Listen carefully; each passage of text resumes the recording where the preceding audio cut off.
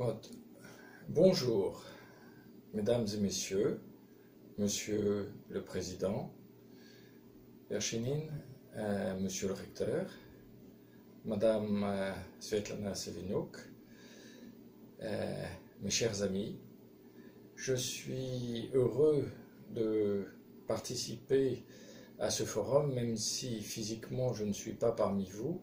Ma pensée vous accompagne et je serai dans la salle au moins par la pensée.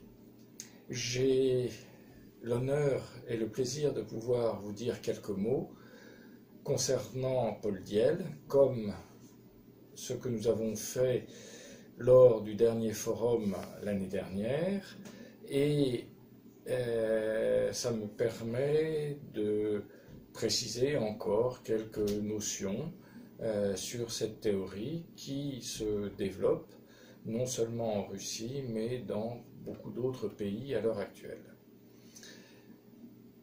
Comme vous savez, c'est une présentation de la psychologie, une nouvelle présentation qui permet d'une part d'unifier les différentes théories qui jusqu'à présent ont vu le jour, depuis Freud, Jung, Adler et les plus récents, en quelque chose, en une théorie cohérente qui, de plus, a une possibilité d'être formulée de façon, disons, plus mathématique, de façon à répondre plus efficacement aux besoins des patients et des gens intéressés par le fonctionnement du psychisme. Le monde intérieur est régi par des lois de la même façon que le monde extérieur. Les lois de la physique, tout le monde les connaît. Les lois du monde intérieur, nous commençons tout juste à les percevoir. Mais je vais vous dire une chose très simple concernant l'exaltation que nous pouvons avoir, c'est-à-dire cet enthousiasme vis-à-vis de certaines choses, par exemple d'apprendre l'anglais ou d'apprendre les mathématiques. On peut avoir un très grand enthousiasme et cet enthousiasme souvent se traduit par une exaltation. Je vais devenir le plus grand mathématicien ou je vais devenir le meilleur interprète ou le plus grand psychologue. Cette exaltation, d'après Paul Diel, est instantanément suivie d'une inhibition. L'inhibition, c'est la peur, simplement, de ne pas arriver à satisfaire cette exaltation que l'on a en soi.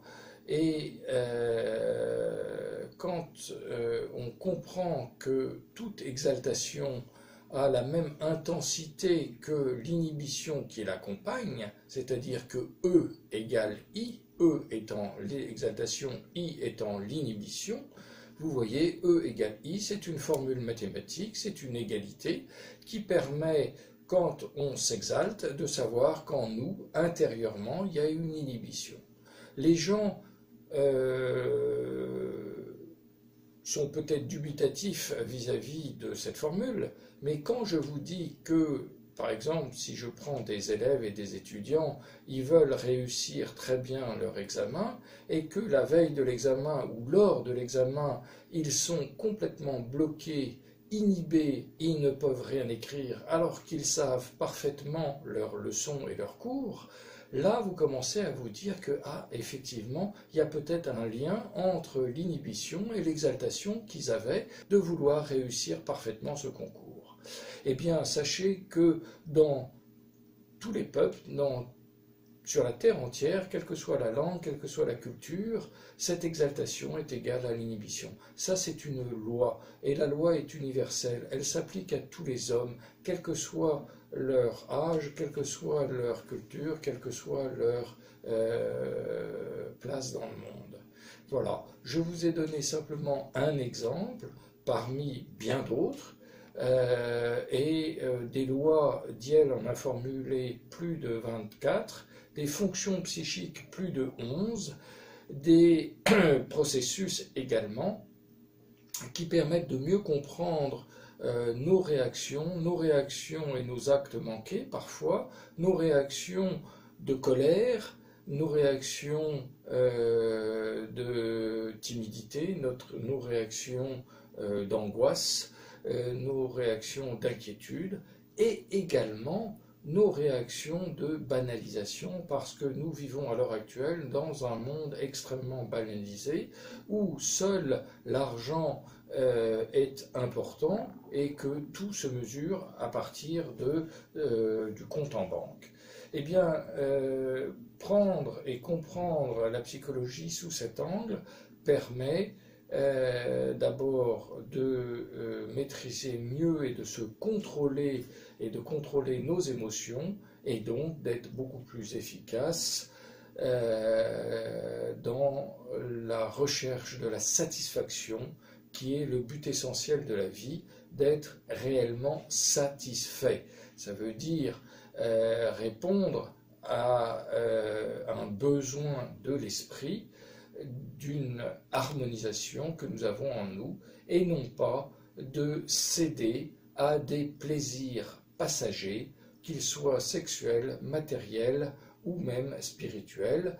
L'ésotérisme est une sorte de plaisir spirituel momentané, la banalisation matérielle ou sexuelle le sont également. C'est la différence entre le plaisir et la satisfaction. Voilà, eh bien écoutez, j'aurai plaisir de vous rejoindre, j'espère, prochainement et lors du prochain congrès.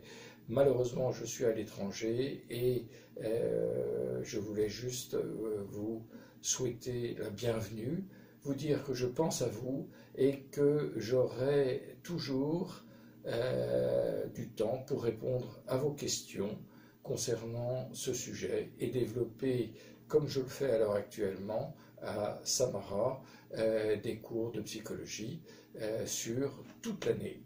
Voilà, je vous remercie de votre attention et je vous souhaite une très bonne journée et un très bon forum. Merci.